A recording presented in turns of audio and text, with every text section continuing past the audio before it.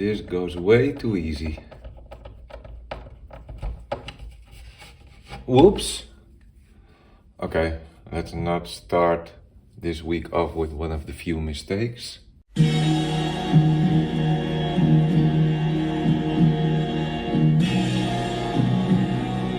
Ba-da-da-da-dum. Welcome everyone. Hi there!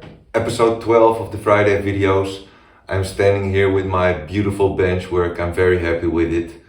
And today I'm gonna do somewhat of a recap on how it went, what went right, and a couple of minor things that went wrong, of course. Everybody has that. In the meantime, I will tell you about how I got inspired and the reason for building all of this layout, this shelf layout, diorama, or whatever you may call it, because at the end of things it's just big men playing with toy trains. Or women. Let me put this aside. This is one of my inspirations. Let me get to the article. It's an article by Lens Mindheim. You probably know this guy. And in this article from 2008, they were showing his famous Miami spur layout, which was also cantilevered from the wall and floating above the ground. I really like that concept. A concept that was already extensively discussed in this great booklet, Small, Smart and Practical Track Plans by the late Ian Rice. Rest in peace. And through that, I came to this Model Railroad Benchwork booklet that helped me out a lot by designing the benchwork so that my layout will be expandable and also removable when I have to move at some time. Very handy book from way back, all black and white pics, but nonetheless good information. But let me use that as a bridge to show you my own bench work, because this is what I have done up till now. This is the left corner where the rounded part will be. There will be a fascia and a valance as well. The fascia will be up there, of course. Same rounded corner as the shelf. And this is, I hope you can see like this. This is a little tapered up till the end. It's around 2 feet in the widest part. And at the end, it's about, I think 20 inches, approximately. Well, there's the Mockup. Oh, oops. And the screwed up screws. This goes way too easy. Whoops! I just realized that when I precisely measured and marked the holes for these screws, I totally forgot about the notch that I made for the cables to run through. So now the screw is sticking out there completely into nothingness.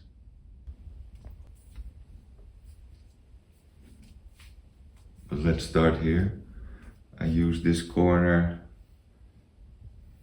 to be in line with the rounded part. So when I mount the fascia, the valance, sorry. When I mount the valance, it's late in the evening. Or is it the other way around? Tell me in the comments, please. It will be square up to that corner. Mounted a piece of hardwood on it to get it a little sturdier. Not that soft. What is it? Spruce. I think you call that spruce. We call it vuurhout. Wait. Let me show you this as well. While I'm obviously still in the process of mounting the plywood to the benchwork, I can still show you all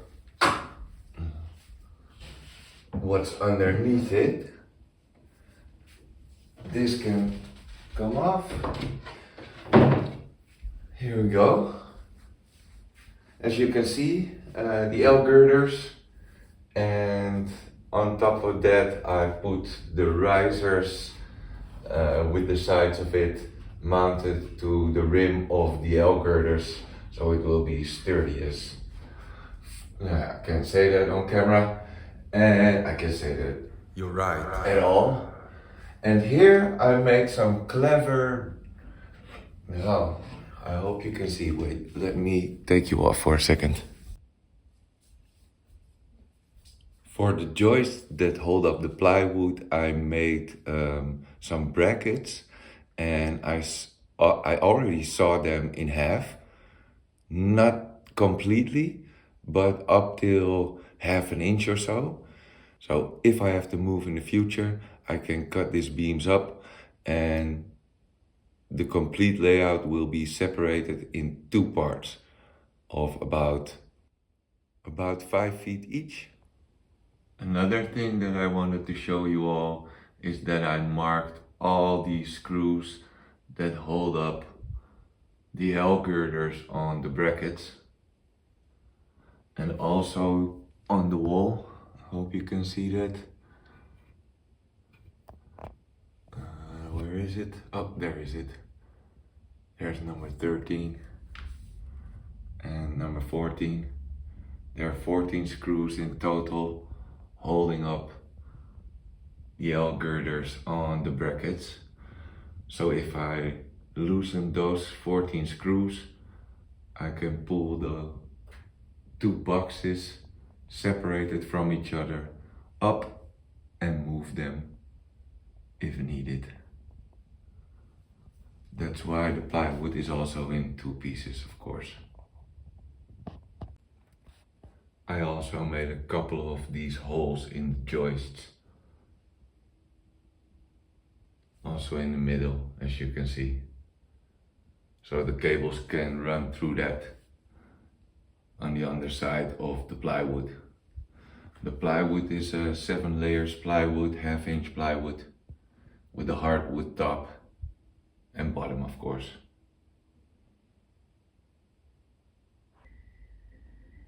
And the last thing I will share with you is I'm very happy with how it all worked out, and how all the screws and pieces of wood are very neat and nice. All hand screwed, hand sawed, except for the few screws that hold up the two boxes. But they are in a piece of hardwood, so that's okay. That's quite dark on cam. Okay, this is it. I will finish off with some inspiration from this pic. It's a layout from Vic Smith. I want to finish off this week's video with a couple of trains. They're still my German trains, but I use them at the moment to practice my filming and video making, because I think that's a special competence too. Trains shouldn't be filmed from above, like I see in many cases, because I think we may appreciate them more when viewed from eye level, or at least a position that we would choose in real life as well. So enjoy this, and I hope I see you all next week when I'm entering the new phase towards track work. Bye!